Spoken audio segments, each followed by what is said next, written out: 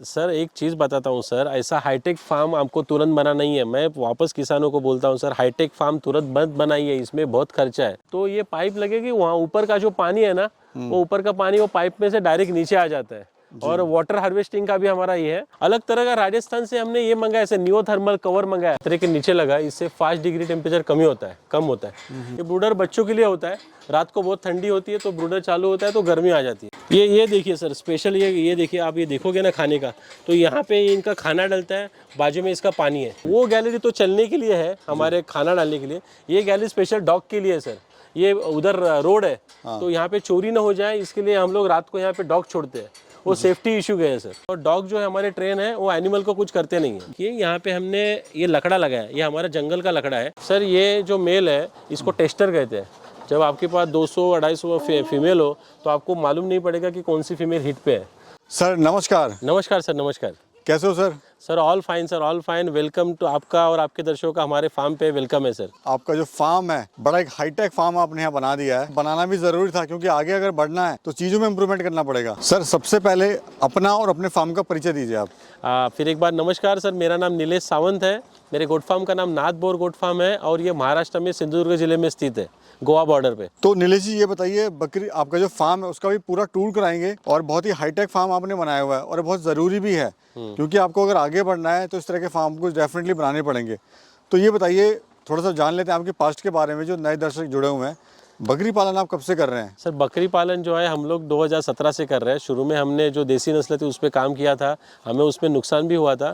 फिर मैंने African bore काम चालू किया। अफ्रीकन बोर में हमने 4 बकरी से काम चालू किया था और उसके बाद हमारे वो 40 हो गए, 50 हो गए, 100 हो गए। तो उसके लिए जैसे एनिमल की क्वांटिटी बढ़ती गई, हमारा प्लान है कि अगले 3 साल में हमारे पास 2000 एनिमल हो। के चलते जैसे एनिमल बढ़ रहे हैं वैसे हम लोग एक फार्म बना रहे हैं। तो ये तीसरा वाला फार्म है जो आप देख रहे हो। ये फार्म की लंबाई है 100 फीट और चौड़ाई है 25 फीट। ये जमीन से इसका जो प्लेटफॉर्म है जहाँ बकरियां खड़ी है वो लगभग 7 फुट का हाइट पे है और वहाँ से एक साइड में ये 12 फुट है, दूसरे साइड में 16 फीट हाइट पे है। अच्छा सर, जब भी बकरी पालन की बात आती है, जो हमारा किसान है वो बकरियों की तो बात करता है, खाने की बात भी करता है, लेकिन फार्म की तरीके से बात नहीं करता। यानी वो कहता है कि इसको तो रख लेंगे हम ऐसे ही, बकरियां ही तो हैं। सर कितना जरूरी है ये? सर एक चीज़ बताता हूँ सर, ऐसा हाईटेक फार्म आपको तुरंत बना नहीं है। मैं वापस किसानों को बोलता हूँ सर, हाईटेक फार्म तुरंत मत बनाइए, इसमें बहुत खर्चा है। 15-20 लाख रुपए तक इसमें खर्चा है सर। ये इतना इन्वेस्टमेंट शुरू में मत कीजिए। जब हमने शुरुआत की थी सर, जो हमारा पहला वाला फार्म है जो आपको दिखाऊंगा, वो हमारा जमीन पे, फर्श पे है।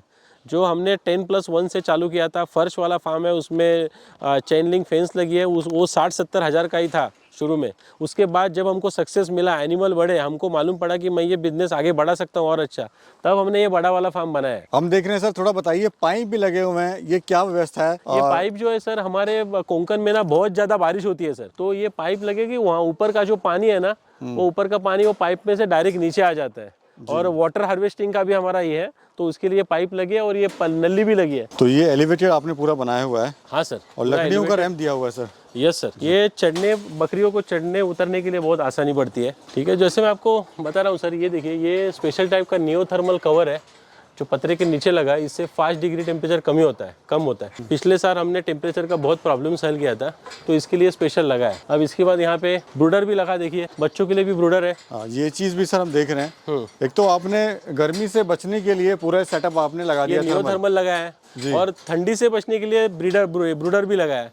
ये ब्रूडर बच्चों के लिए होता है, रात को बहुत ठंडी होती है तो ब्रूडर चालू होता है तो गर्मी आ जाती है। ये देखिए सर, स्पेशल ये देखिए, आप ये देखोगे ना खाने का, तो यहाँ पे इनका खाना डलता है, बाजू में इसका पानी है। तो स्पेशल डिजाइन किया है और हर मेल के लिए अलग सा कंपार्टमेंट है। वही सर हम देख रहे हैं, जैसे आपका पुराना फार्म है, लेकिन इस फार्म में आपने सभी को, बच्चों को माँ के साथ आपने रखा हुआ है। हाँ सर, हम लोग क्या करते हैं सर, जब बच्चा पैदा होता है, ये देखिए पैदा हुआ बच्चा माँ के साथ एक कंपार्टमेंट में रखते हैं हम लोग, और हर मेल को भी अलग रखते हैं। एक चीज़ बताता हूँ सर, एक चीज़ हमने ये नहीं की, आप देखोगे तो हर एनिमल के कान पे एक टैग है। हर एनिमल के कान पे एक टैग है। इस टैग का मतलब ये है सर कि ये एनिमल का टैग नंबर से ये एनिमल का पूरा पेडिग्री मालूम पड़ता है। इसका जन्म कब हुआ है, इसका आज का वेट क्या है, इसका माँ कौन है, बाप कौन है, दादा कौन है, नाना कौन है।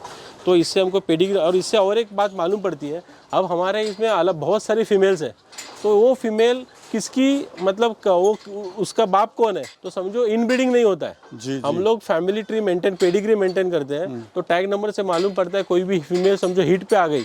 ये सर ये देखिए, ये स्पेशल तरीका। मैं सर एक चीज़ मैं और देख रहा हूँ सर, आपने इधर भी गैलरी छोड़ी हुई है यहाँ पर। सर ये पूरी गैलरी और स्पेशली, और उधर भी आपने छोड़ी हुई है उस नहीं साइड सर, में भी। वो गैलरी तो चलने के लिए है, हमारे खाना डालने के लिए। ये गैलरी स्पेशल डॉग के लिए है सर। ये उधर रोड है, तो यहाँ पे चोरी ना हो जाए इसके लिए हम लोग रात को यहाँ पे डॉग छोड़ते हैं। वो सेफ्टी इशू गए हैं सर। अच्छा, ये सिक्योरिटी के लिए भी? सिक्योरिटी के लिए सर, डॉग रात को यहाँ पे बाहर रहते हैं, और डॉग जो है हमारे ट्रेन है वो एनिमल को कुछ करते नहीं है। अच्छा, अब सर ये मुझे बताइए, आपने इसको बनाने में कितना पैसा लगाया, कितना इन्वेस्टमेंट है, क्या एरिया है, डायमेंशन वगैरह? सर ये मैंने से बोला लंबाई इसकी 100 फीट है और चौड़ाई 25 फीट है।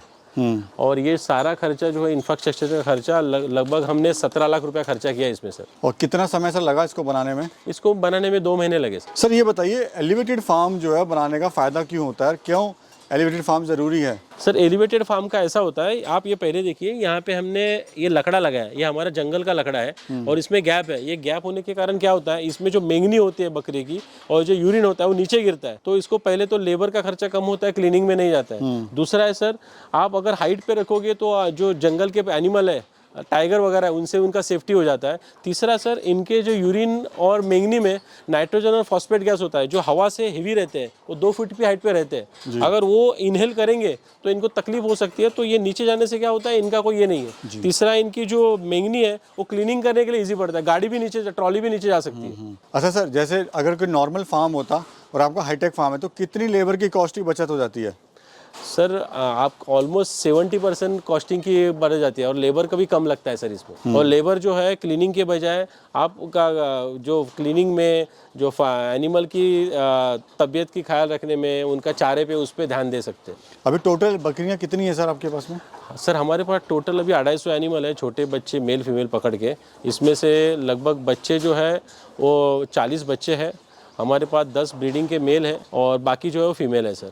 200 तक फीमेल है हमारे पास। अच्छा, ये सर आपका ब्रीडर है क्या? सर ये एक हमारा एक ब्रीडर है, इसकी उम्र सर, ये फुल ब्लड का मेल है सर, इसकी उम्र अभी सिर्फ 16 महीने है, इसका वेट अभी 105 किलो है सर। और कीमत क्या होगी सर इसकी? सर इसकी कीमत लगभग 2 लाख रुपए तक होगी। इंटरनेशनल है पूरे? सर ये सर, हाँ, ये फुल ब्लड का है इसलिए ये है सर। अच्छा सर, ये बताइए, ये जो हम देख रहे हैं बकरियों के बीच में मेल है आपका, ये शक्ति है बेटा, शक्ति है, ये शक्ति। सर ये जो मेल है इसको टेस्टर कहते हैं। जब आपके पास 200-250 फीमेल हो तो आपको मालूम नहीं पड़ेगा कि कौन सी फीमेल हिट पे है। तो ये स्पेशल मेल है सर, इसको हम लोग आधा घंटा यहाँ पे छोड़ देते हैं, तो जो बकरी हिट पे है तो ब्रीडिंग के लिए रेडी है, वो बकरी उसके पास आके खड़ी रहती है। तो वो बकरी का हम लोग टैग नंबर करके उसको मालूम पड़ता है कि उसका बाप कौन है, माँ कौन है, तो हम लोग उसके हिसाब से फिर दूसरे मेल से उसको ब्रीडिंग करवाते हैं। तो ये मेल बहुत इंपॉर्टेंट है जहाँ पे एनिमल ज़्यादा हो। जी। अब सर थोड़ा मेरे को ये बताइए, जैसे आपके पास तो काफ़ी मात्रा में बकरियां हैं, लेकिन अगर कोई 10 बकरी से शुरू करना चाह रहा है और इस तरह का फार्म बनाना चाह रहा है, तो क्या उसको फार्म बनाना चाहिए? ऐसा अगर बनाना चाहिए तो क्या खर्चा आ सकता है? सर मैं सभी से विनती करता हूँ, आप शुरू में इतना इन्वेस्टमेंट फार्म पे मत कीजिए। जो इंफ्रास्ट्रक्चर है ये डेड इन्वेस्टमेंट है, ये आपको पैसा नहीं देगा। आप फार्म बनाओगे, वो जो एनिमल खरीदोगे, समझो आपने 10 लाख के एनिमल खरीदे, तो 1 या 1.5 लाख रुपए का ही फार्म बनाइए, एनिमल उसमें 10 लाख के रखिए, और आप 10+1 यूनिट से या 20+1 यूनिट से चालू कीजिए सर शुरू में, ताकि आपको उसका पूरा एक्सपीरियंस हो। वो एनिमल को क्या खाना देना है, उनको क्या तकलीफ होती है, क्या दिक्कत होती है, प्रेग्नेंट फीमेल को संभालना कैसे है, बच्चों को कैसे संभालना है, ये आपको एक बार मालूम हो गया, उसके बाद आप 100, 200, 300 एनिमल, 500 एनिमल भी कर सकते हो। जी सर, इस तरह के फार्म की लाइफ कितनी होती है? सर ये फार्म की लाइफ कम से कम 40 साल की होगी। ये जो आपका हीट सेंसर देख रहे हैं सर, ये किस रेट से मिलता है, ये बताइए। सर ये इसका ये नहीं सर, ये 25 रुपये स्क्वायर फीट से मिलता है, राजस्थान से मिले, हमने मंगाया इसको। और अगर कोई बनवाना चाह रहा है सर इस तरह का फार्म, तो कैसे बनवा सकता है? सर ये कोई ज़्यादा ये नहीं है सर, आपके यहाँ पे फैब्रिकेटर वगैरह होते हैं, तो आप उनको फ़ोटो वगैरह हमारे दिखा के, वीडियो दिखा के इसको बना सकते हैं सर। ये सिंपल है सर, आपको एनिमल के हिसाब से वगैरह ये करना पड़ता है। जी।